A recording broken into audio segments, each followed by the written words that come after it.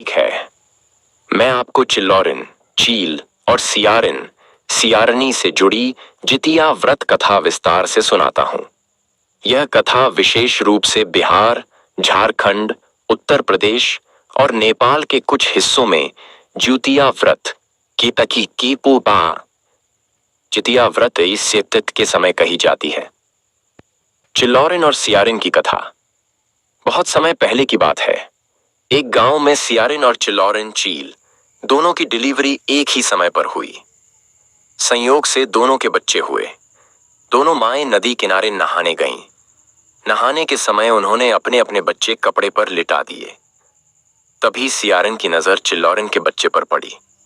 वह सोचने लगी, चील का बच्चा तो कितना सुंदर और तंदुरुस्त है और मेरा बच्चा बहुत कमजोर है। अगर मैं अपने बच्चे को छोड़कर इसका बच्चा ले लूं तो मुझे सुख मिलेगा। लोभवश उसने चालाकी से अपना कमजोर बच्चा चीलिन के कपड़े में रख दिया और चीलिन का सुंदर बच्चा अपने साथ ले गई। जब नहाकर चिल्लौरिन लौटी तो उसने देखा कि उसका बच्चा बदल गया है। उसे सब समझ में आ गया, पर वह धैर्य रखकर अपने कमजोर बच्चे को ही पालने लगी। समय बीतता है। चील का कमजोर बच्चा धीरे धीरे मजबूत और सुंदर हो गया, जबकि सियारिन का चुराया हुआ बच्चा बीमार और कमजोर होता गया।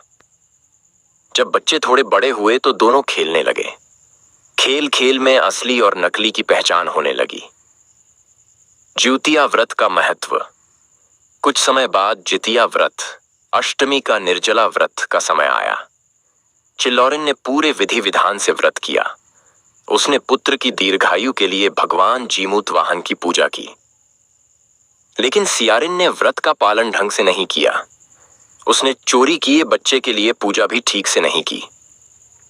परिणाम, जितिया व्रत के पुण्य से चीलिन का पुत्र मृत्यु के मुख से भी जीवित हो गया, जबकि सियारिन का बच्चा मर गया।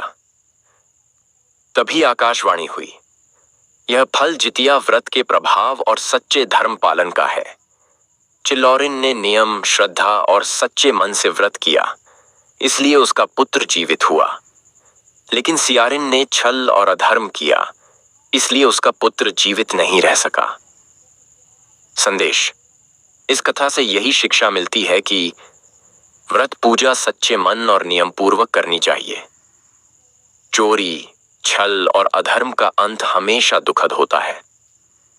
जितिया व्रत करने से संतान की आयु बढ़ती है और संतान मृत्यु के मुख से भी वापस लौट सकती है। इसलिए कहा जाता है, चिल्लौरिन और सियारिन की कथा सुनाने मात्र से पुत्र मरकर जीवित हो जाता है। क्या आप चाहेंगे कि मैं आपको इस कथा का संक्षिप्त ऑडियोस पाठ शैली वाला संस्करण भी बना दूं, जिसे आप सीधे पूजा के समय सुनाया जा सके? रिफल शर्मा को चैनल को सब्सक्राइब करें, लाइक करें, कमेंट करें, शेयर करना बिल्कुल ना भूलेगा।